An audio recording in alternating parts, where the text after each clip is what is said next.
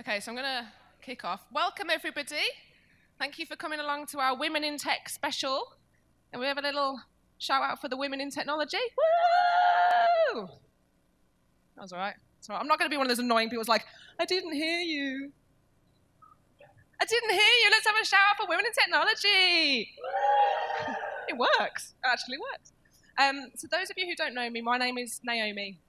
And I work here at Innovation Birmingham. And I run the startup incubator E4F, which is Entrepreneurs for the Future. We've just had our largest cohort ever start, and there's quite a few of them in the room today, which is great. Just going to go over a few house housing info. Thanks, Pia. That's why she's here. So not expecting any sort of fire drill or fire. Not expecting a fire either. Not expecting a fire drill, so if it does go off, we will need to vacate as quickly as possible out where we came or down the side doors here, and then we'll just congregate up at the main road there so we can tick you all off, make sure everybody's safe. Toilets are just behind that blue cylindrical pillar there. Twitter.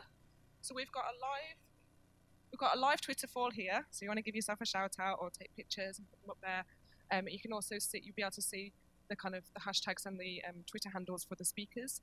And if you just use hashtag TechWeds at InnoBham, yes, at InnoBham, which is our Twitter handle. So Tech Wednesday, we are here every month, every third Wednesday of the month.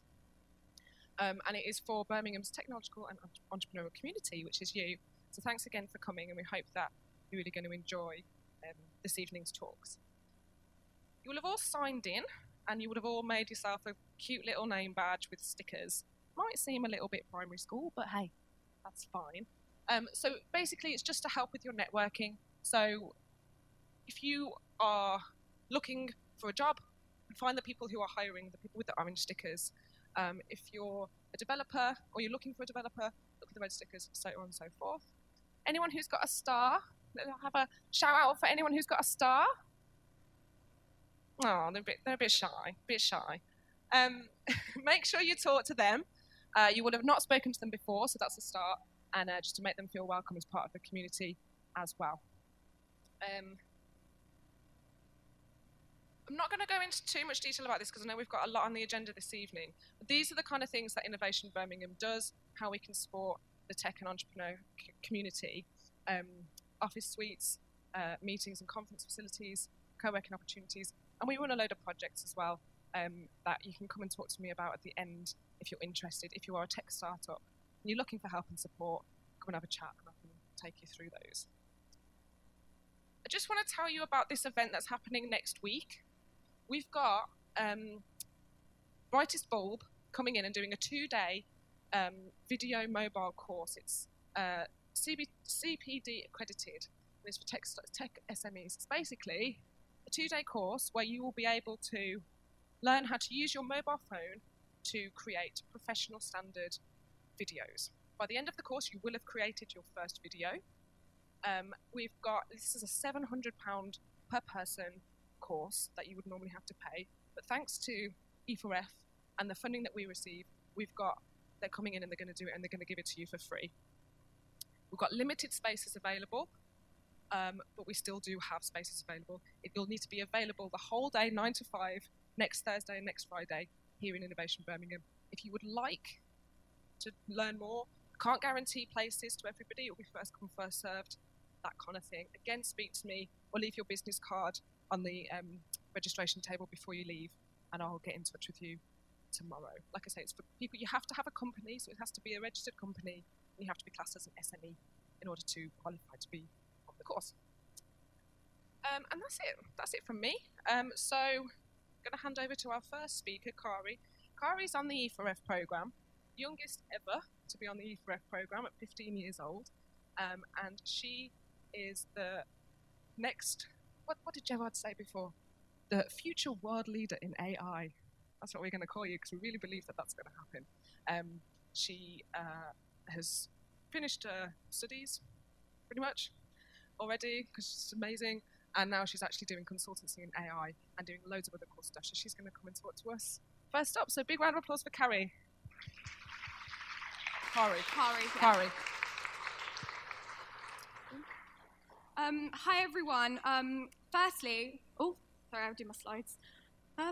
Firstly, I just want to say a big thank you to the Tech Wednesday team for inviting me to talk tonight, and so giving me the opportunity to tell you about my business, my plans for the. Oh, my mic fell off.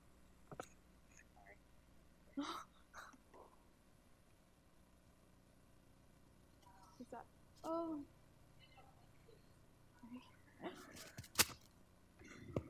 It's my hair.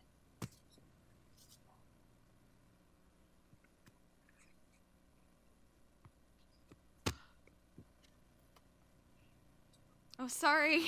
And so giving me the opportunity to tell you about my business, my plans for the future, and what led me when I was just 14 to take this journey on becoming a tech entrepreneur.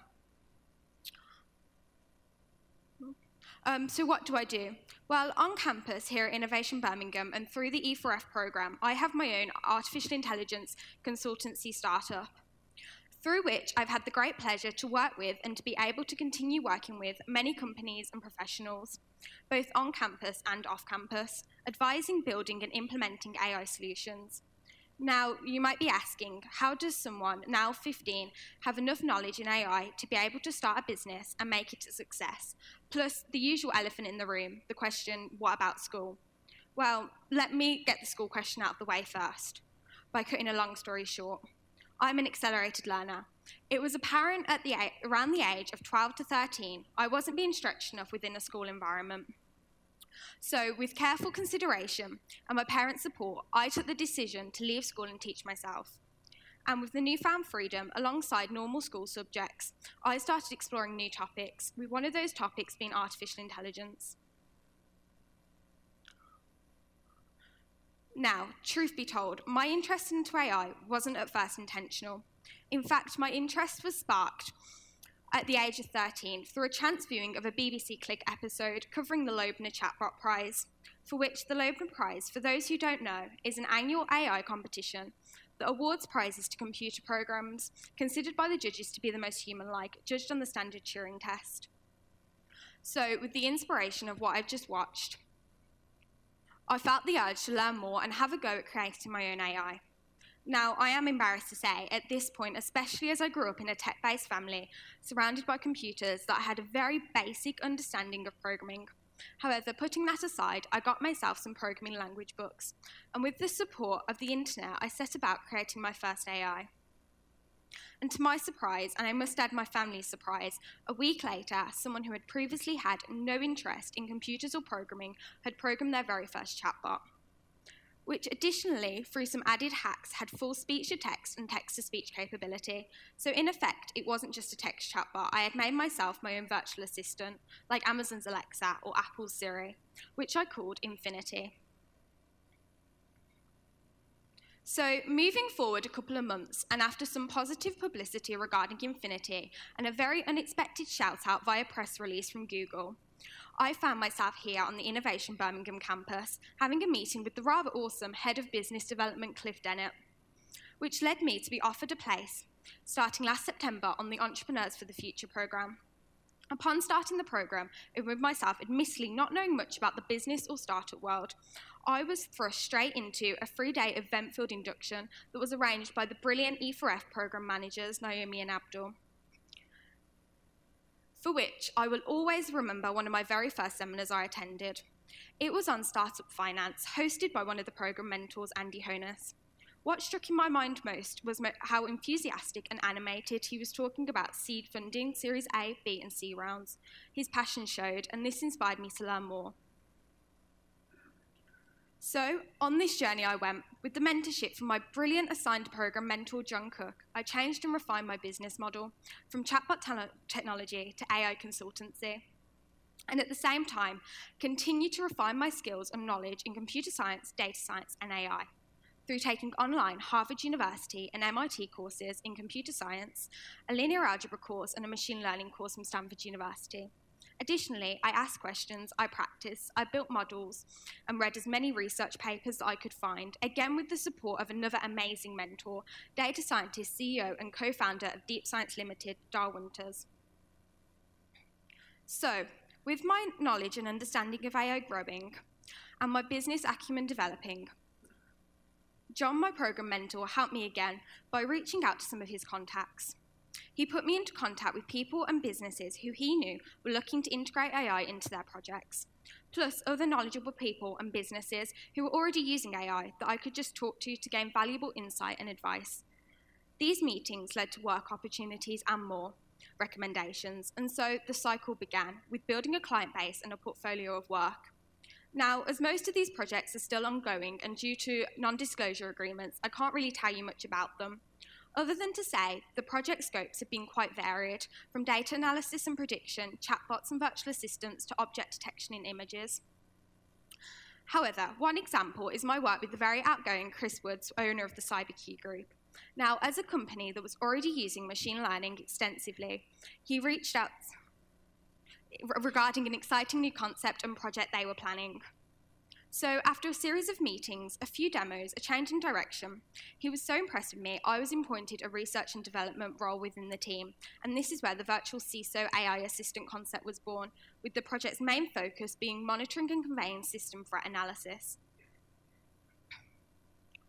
So, given the majority of what I've talked about so far has been very positive, you may ask what are the negatives, the problems I've encountered.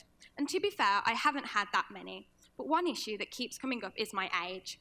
Hence why at the beginning I had to bring my parents on board regarding creating a business, as I'm not legally able to do this until I'm 18. Similarly, through mentor support, it was discussed having a company led by a minor would probably cause issues with accessing funding for growth. Hence my pivot from a product-focused business to a service one, consultancy. So with all this work, another question I get asked, given my age, is, why am I not enjoying being a kid? And truth be told, my enjoyment and my personal passion is learning. The simple fact is, I enjoy teaching myself, learning from others, working on projects, and the challenges of what being an entrepreneur brings. And that's just me. Likewise, I love to give back. And similarly to just how I've been mentored and taught in this journey, I love to volunteer through code clubs, introducing and teaching more young people to code. Also, I've used my knowledge in AI and business experience I've learned so far and applied it to entering competitions, for which, to my very own surprise, the first competition I entered with an AI proposal, the prestigious UK Space Agency Satellite Challenge 2018, I won. Being one of 9 winners for that competition bestowed me a £5,000 prize and an upcoming audience with the UK Space Agency Industry Dragons in June to pitch my idea and seek further support. Now, throughout this journey, the one thing I've noticed regarding AI is people's general understanding is quite varied. Through my own experiences, I've found that AI, through popular culture, can be perceived negatively, especially in the media. Likewise, expectations of what's currently achievable can be overly ambitious. Now, to go on and explain this would be a completely different talk. However, this insight got me thinking, how could I improve understanding, especially within my own generation, as AI will play a major part in our lives? And so my idea for an AI youth program was born, with the sole aim to encourage more young people to explore and understand the world of AI. And that's where I stand now. I have my expanding AI consultancy business, my youth program in development, and my education. So I think the moral of my journey is learn and fail, always accept help and advice. If there is an obstacle in the way, like me and my age, find a way around it, and don't let anything hold you back from realising your dreams. Thank you.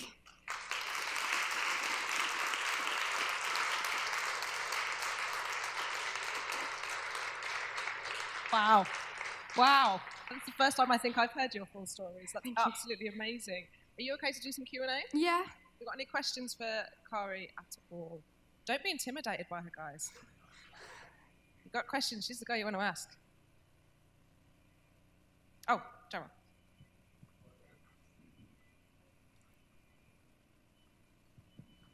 Thank you for that. That was fabulous. Question for you as a world leader in AI. We've got people like Elon Musk, Stephen Hawking saying, "Don't touch AI; it's really dangerous." What's your take? Well, I think that's exactly why I'm actually doing the youth program. It's exactly to change that sort of perception, because I've seen firsthand exactly what good AI can do, and I think constantly pushing the negative view isn't going to help anyone. So that's what, I think about that. Yeah. Yes. Okay, any more? Yeah, Lee? So in the next 20 to 50 years, there's the point in time called the singularity, where AI will become smarter than a human. From your experience, when do you think that is? From what I've seen, I think actually doing AI, I kind of see how dumb it is in a lot of cases. So I don't think that's anytime soon. I think there will be some big breakthrough potentially in the next 50 years. I don't know. I think it's something that's really hard to predict. But yeah, I don't think it's coming in very soon, pretty much. Might be more intelligent than us guys, but more intelligent than Kari. Okay, yeah. Kari, where do you see yourself in the next, I don't know, even I was going to say 10 years, but I think like 5 years, because you've done so much already and you're only 15? I don't know. I think it's just expanding what I'm doing now and trying to get that as big as possible. And of course, I'm really passionate about teaching and encouraging, so I definitely want to move more into that in the future. So I think that's what I see myself doing. And then, of course, there's university. And yeah, I'm a bit like, I don't know at the moment, because I'm doing all this stuff now and I don't really want to interrupt that, but I think we'll see, yeah. That's perfect. Thank you. Okay, cool. Okay, last question. So I'm interested to know, what about your peer group who are spending all their time on social media? How much time do you spend on social media versus learning about AI and doing the stuff that you do? Well, I think with my business, there is very much a social media aspect in promoting and stuff, but like personally, I don't really spend much time on social media. I very much more so would enjoy reading a research paper. So that's just me, though, I don't know. Brilliant, thank you. That's great, thank you. Thanks, Kari.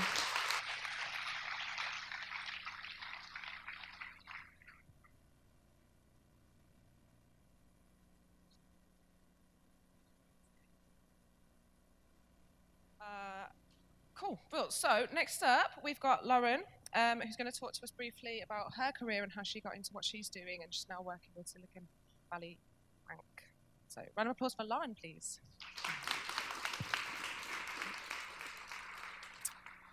Hi everyone. I really wish I wasn't following Kari because my story is not that great.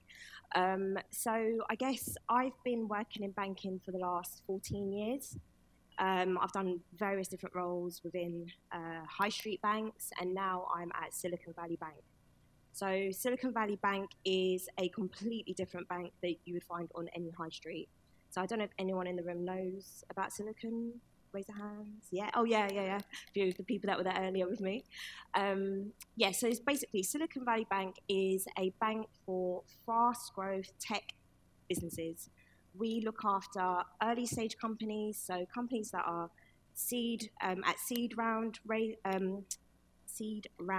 phase, right up to corporate buyout, acquisition, and merger stage. So we want to be there for the whole of the journey of your business. In terms of my experience, having come from a high street bank into where I am right now, all I can say is it's been an absolutely phenomenal journey. Working with the types of companies that are in that space is mind-blowing every single day. I mean, just listening to what Kari was saying about her journey in AI, I'm very lucky and fortunate that I get to see companies that are doing phenomenal things every single day. So we look after tech, and we also look after disruptive life science companies as well. So as you can imagine, again, in that space, there are phenomenal people doing phenomenal things. I've been at Silicon Valley Bank now for 6 months, and I've had the opportunity to meet various different investors, whether they be angel investors or VCs, who are helping clients that I look after move into the next phase of their business. So I will be around for the rest of the evening. So if anyone wants to come and talk to me a little bit more about Silicon Valley Bank, because this isn't a push or a sell, then I'm more than happy to have a chat with you guys about that later. Yeah, is that all right?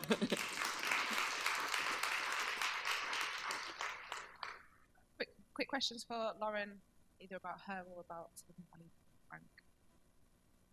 We've got a shy group this evening. It's cool. Thank you. Thank you very much. Chris, are we switcherooning? Switcherooning. Word of the day. Got it in there, finally. So Tong has joined us from Accelerated Digital Ventures. Yes. And you're going to be talking a little bit about that, but a bit more about yourself and your journey in the tech world. So just a little tech pause.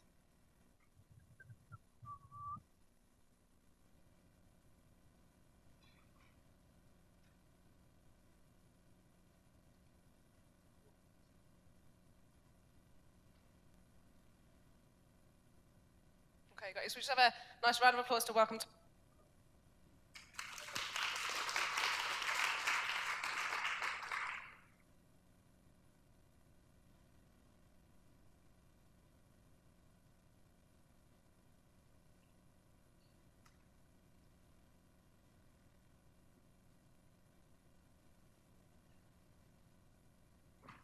Sweet.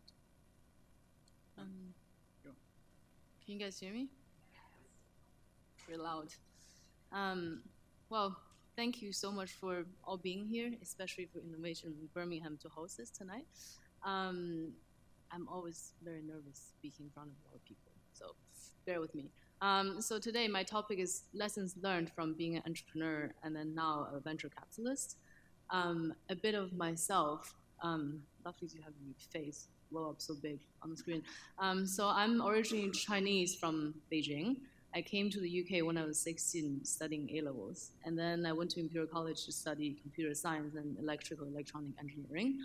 After that, all my classmates went into banking, so did I. So I did investment banking for 6 years in media and tech, both in the UK and also in China.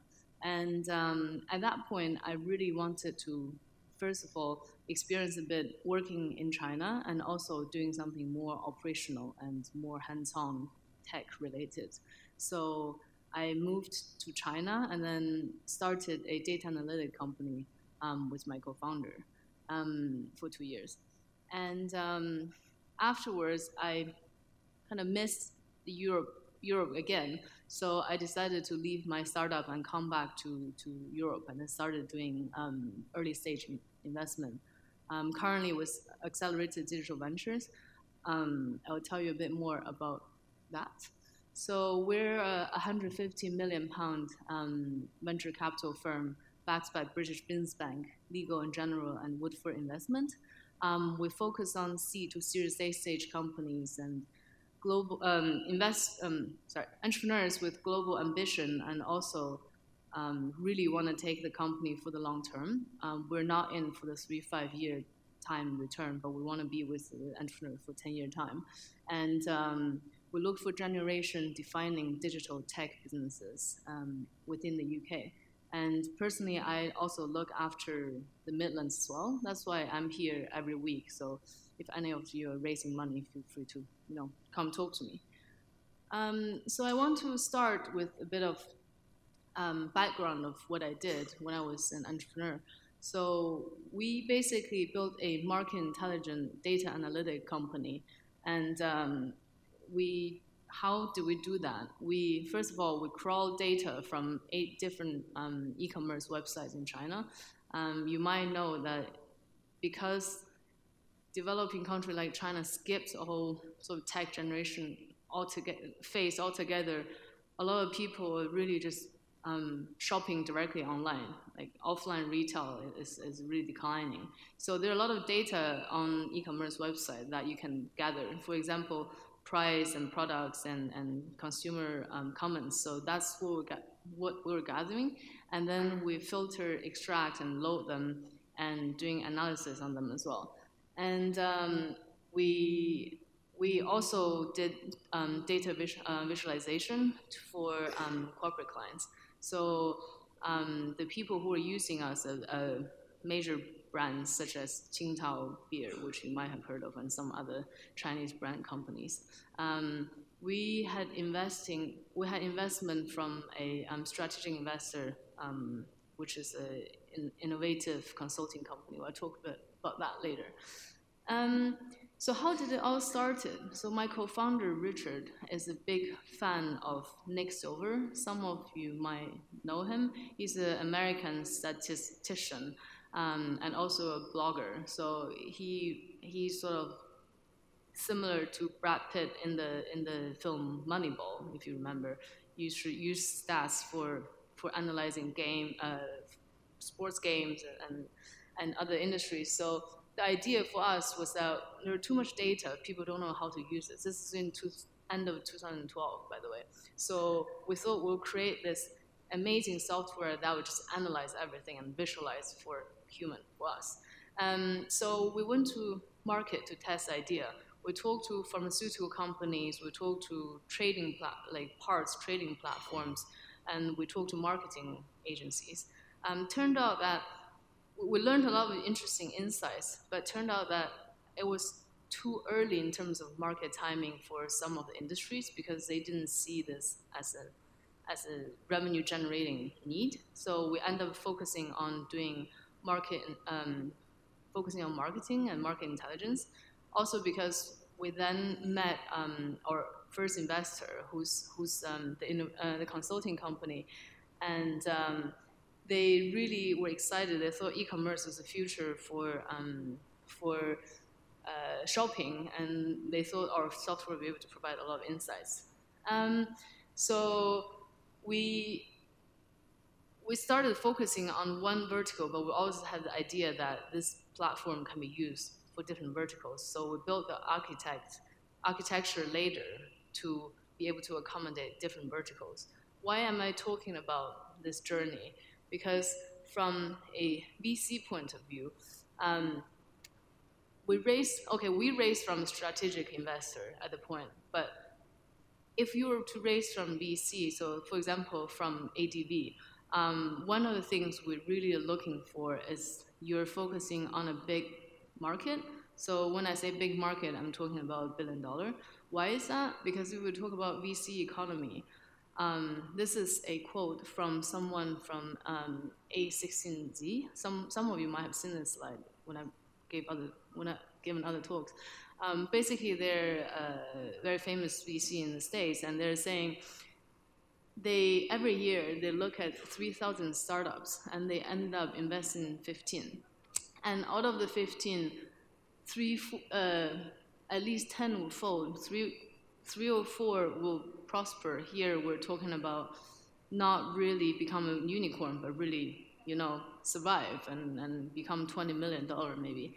And then there will be one unicorn. So if you think about the economy, every single one we invest in out of the 3,000 we met, we need them to be a unicorn. And if you want them to be a unicorn, first of all, they have to be in the market that has enough potential. Otherwise, we wouldn't be looking at them at all. So what I'm trying to get is here, if you're starting a company, you really want to focus in a large market and tell a big story. So that's step one, checks when VC is looking at your startup. Arguably, if I look at it now, I would say that we started sort of narrowing down the market a little too early, but given that marketing and market intelligence in general is still a big enough market, so it was probably okay. Oh, there is that. Okay. So I remember talking about market timing with my co-founder. In the beginning of 2013, there were not many machine learning companies in China. I feel pretty pale in comparison. Kari just talked about AI and stuff, but I'll try. So most of the existing players in China at the time were still rule-based companies. People talk about big data, but it was really just write a few lines of codes, not really understanding what's the meaning of visualizing a big amount of data. So, and while in the West, there were a few already well-established companies like Palantir and Ayasti. So because I lived in the West for a long time, and Richard is also an American Chinese, so we were very exposed to the sort of historical trend abroad that we felt like because China is a step behind, we'll be able to pick that trend and then launch sort of at the right time. And then on the other hand, as I mentioned, e-commerce was picking up, and Alibaba was the first one to launch an insight platform for their shopping trend on their platform. And we're still able to gather data from different websites.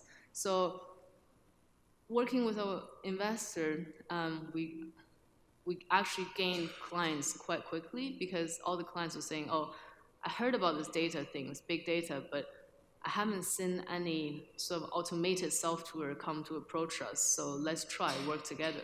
So market timing is very important. That's the second thing ADV normally look at. So you want to, when you're thinking of launching an idea or a company, you want it to be right there. So you don't want something in the past, because that's already past. For example, you don't want to launch something that's only web focused now. You perhaps want to do an app. And you also don't want to do something that's complete in the present, because think about a VC, we invest in a 10-year horizon. If today you're in the present, tomorrow you're going to be in the past. So we'll never be able to make a good exit out of that investment.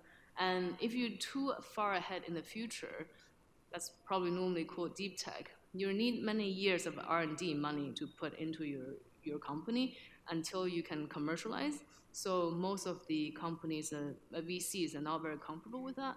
We have invested in some deep tech companies because of our background.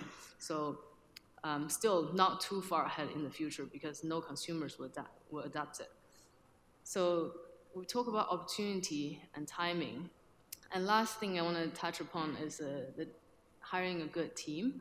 So this picture was taken about 6 months in. We had 11 people then. So you can see me at the background, and the CEO is Richard, I mentioned. It started as with the two of us. Richard is very ambitious and very visionary and driven. He had really a lot of very charismatic. So he was the one who's leading the team and talking about, this is the vision, we're going that way. Whereas I was the COO, so because of my engineering background as well, I was able to manage a team and making sure I was a sounding board. Also because I'm a female, so a lot of problems when employees had, they would come to me and talk to me.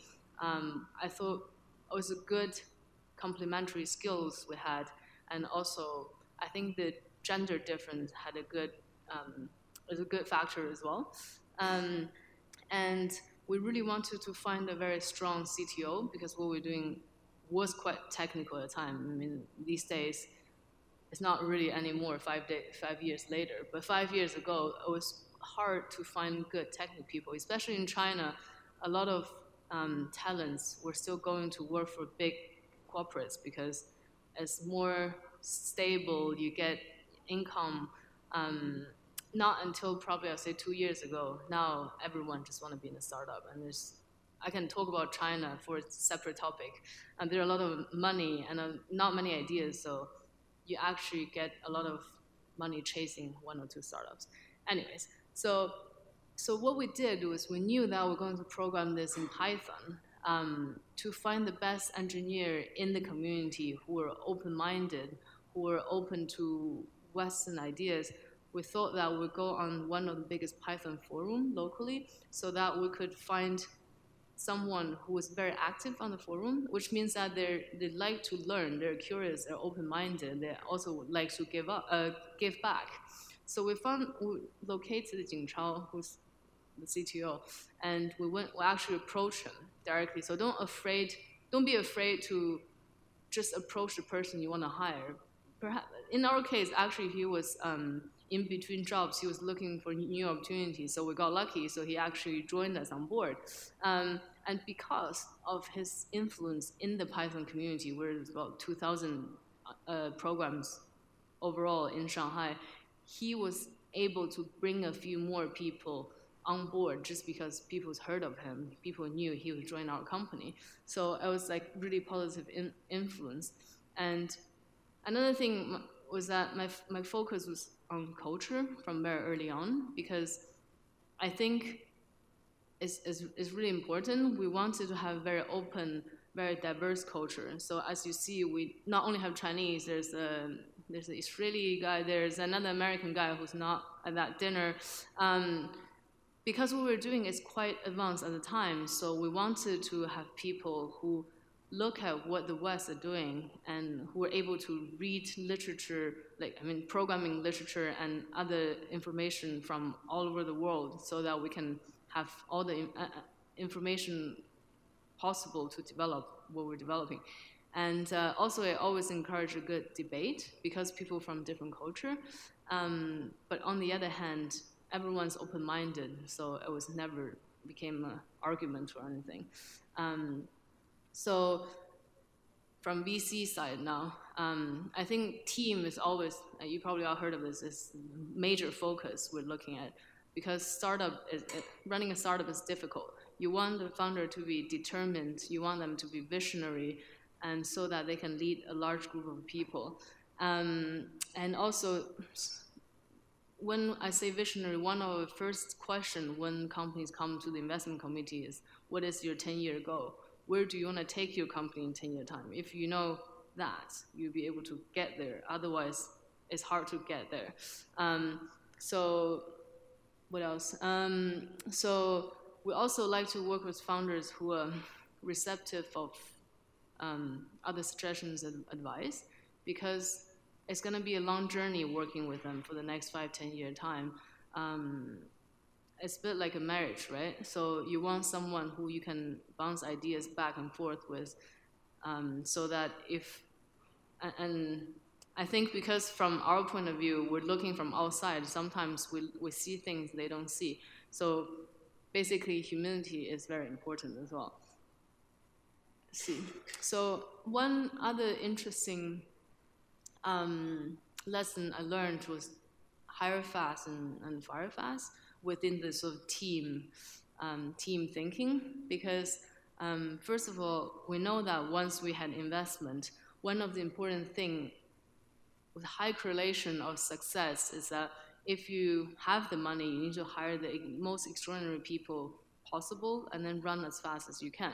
So very early on, we developed the sort of hiring process from both engineering team and the support team. So for engineering side, we had, a whole program test we developed ourselves, so people can just come in, 10 candidates, take 30 minutes each, and just one day a week, and then we hire people. But also be comfortable with uncertainty, in the sense that you don't need to find necessarily the perfect person, but someone who's open-minded to learn and who's good fit for culture is probably even more expensive than experience sometimes.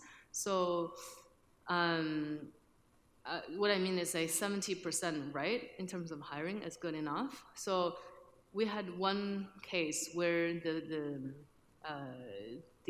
very senior programmer was not very good fit in terms of culture, and the CEO said, okay, we'll have to fire him, you go talk to him. I was like, I've never fired anyone before, what do I do? So I thought about what could be at that point, what's the most valuable thing I can give him? And I thought, okay, he hasn't been performing well because he didn't like the way it works, and then he started not show up at work sometimes. I was like, okay, he actually doesn't enjoy this environment either. If it's not a good fit, basically he's also wasting time. So what I did was that I went to him out, and then surprisingly he was like, okay, are you talking about getting rid of me or something? Kind of awkward. But what I did was that I told him why we decided to let him go and how he could potentially improve in his next job, and just was being very open and honest. I think that's the best thing I could have given to him at that point. So hopefully he find the right job the next time. So, but I think in a small group that's growing very fast, if you have one person that doesn't believe in your culture, your vision, you're sort of dragging everyone down a bit, because it's always a chaotic environment, because there's always debate. So you need to make sure everyone's kept above like a baseline. So if you realize someone really dragging the team, just fire fast. I think it's quite important. Where am I now?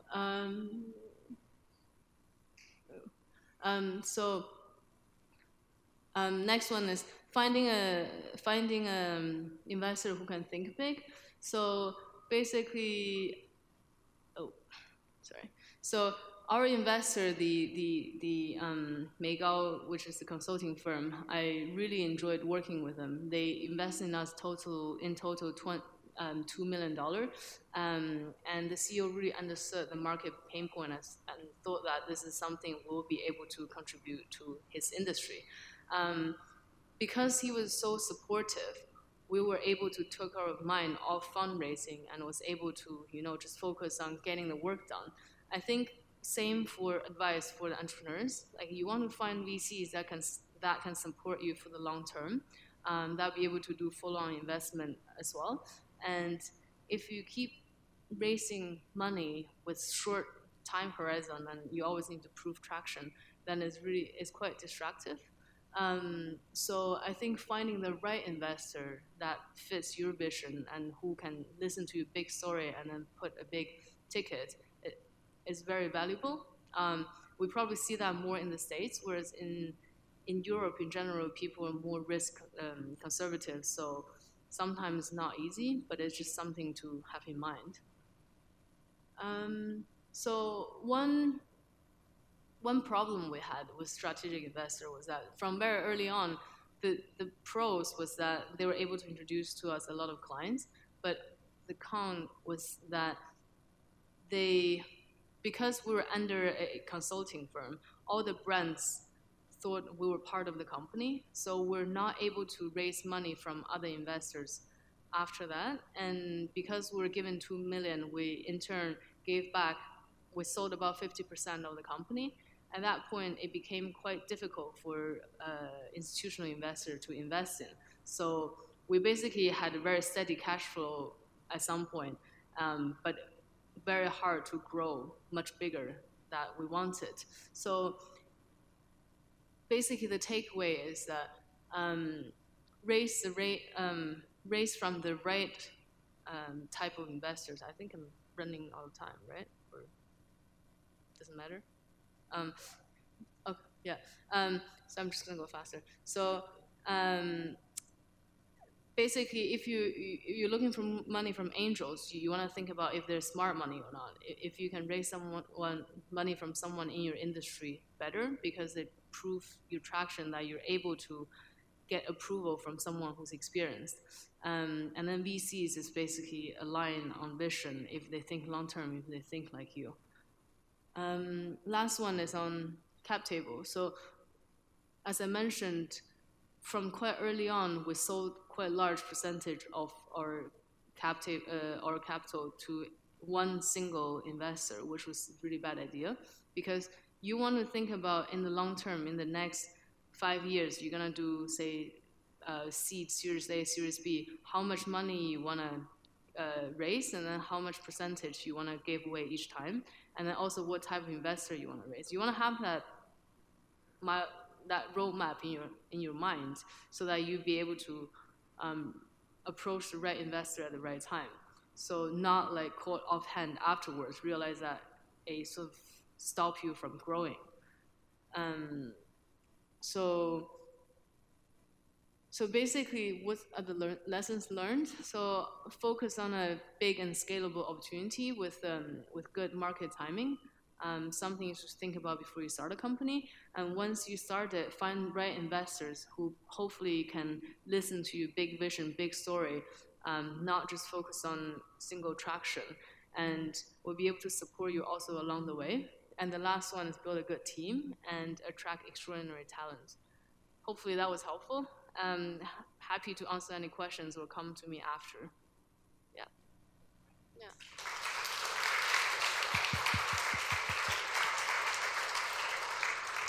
Thank you very much. Do we have any questions for Tong back? Can we get a microphone to that gentleman, please? It's all right, it's just we can't, it's loud, we can't hear you.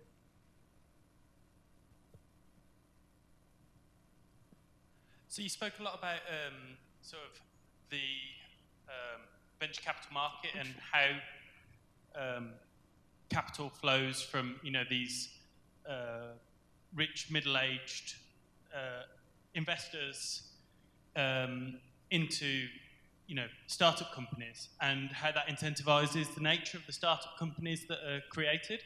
Like it shapes the sort of startups that people are creating. And I guess my question is, to what extent do you think that that's sort of generating an economy which is serving the very wealthy elites? So, for example, you've got Jeff Bezos and Elon Musk at the moment investing heavily in space travel, and at the same time you've got poverty across the world. And do you think that's a problem? That's a Anyone want to answer that? Sorry. Well, tough question, I guess. I think my first reaction is, I think it's also on the shoulder of young entrepreneurs, all of us, to fund. Actually, basically, internally we talk a lot about impact investing, but we're not an impact investing company. We serve for shareholders in terms of return.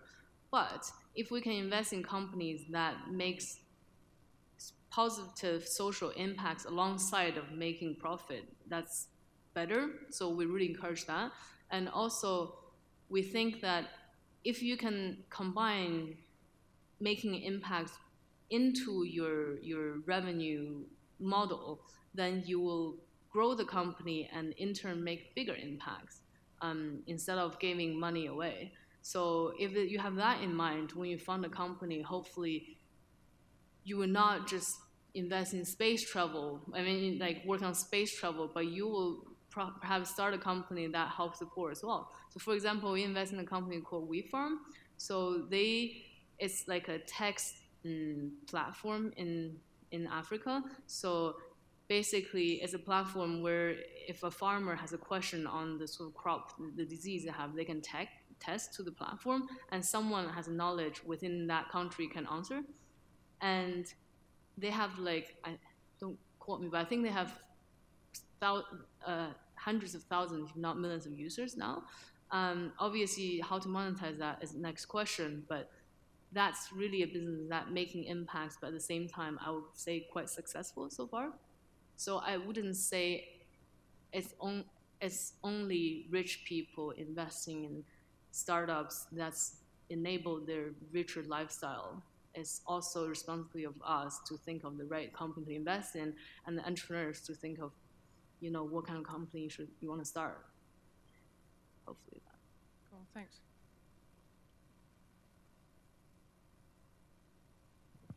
Thanks. So I'm guessing you've had a lot of exposures from either investing in yourself or working for a startup. Out of all the ones that you have or your company have invested and perhaps didn't do as well as you would expect, what would you say was the main reason? I appreciate every company would be slightly different, but is there general reasons to why most sort of startup in your sort of experience fail or don't? Why perform? what? Why most startups that you've been exposed to fail or don't perform to the level that you would expect? Mm-hmm. So, to be open, ADV's been running for 18 months. We've invested in 35 companies, so I actually don't have much experience in failing startups yet. But I think personally, I think one of the most important reason is the team, because ideas you can always pivot, you can always change, but if the team is not committed with what they're doing, then or they're too stubborn with what they're doing, they're not taking on advice, then as a result, they're not moving fast enough or not not agile enough to facing the problem or to pivot to a better idea. So other than that, I really don't have enough experience on that topic.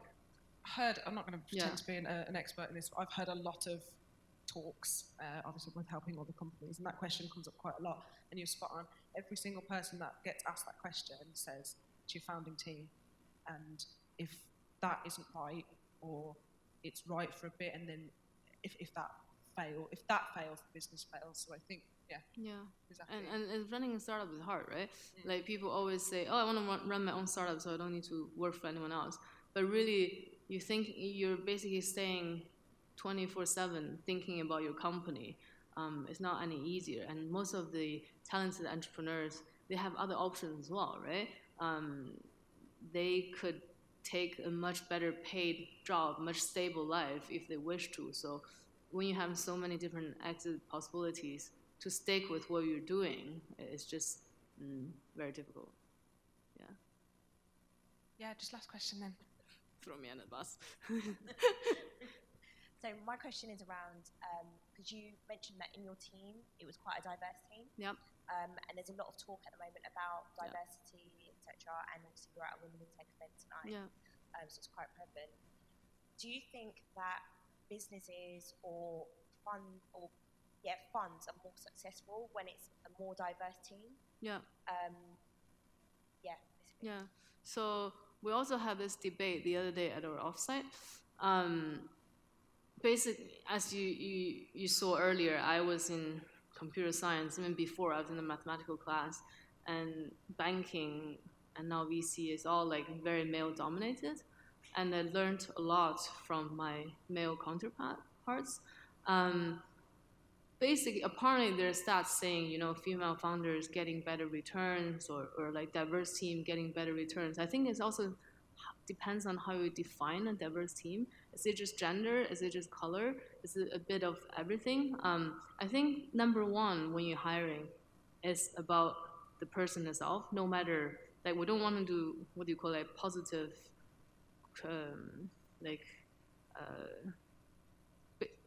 discrimination, yeah. So you don't want that either. So you want to find the right person for the right thing, but also be mindful that you are open your candidate pool, not just within your network. So say if a company has 3 white males, they might naturally reach out to their network, which is mainly similar people to them, or even with the same social class. Maybe you want to just make sure you cover the whole pool, and then again, you select the best people you can.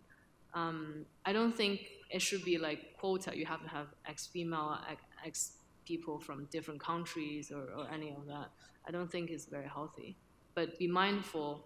I think when people come from different backgrounds, it's really a lot of new, interesting ideas, more debate, less agreement, which is generally really healthy for startups. Yeah, I think it's more about where you look than who you select in the end. Yeah. Cool, thank you. Thank you very much. Can we have another round of applause for Tom? Thank you.